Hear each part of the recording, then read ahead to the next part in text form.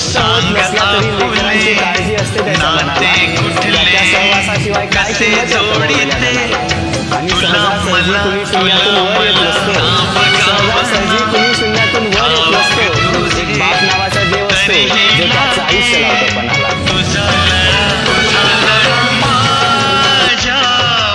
जे लोक स्वामींची भक्ती करतात ना त्यांना एक गोष्ट नक्कीच माहीत असायला हवी.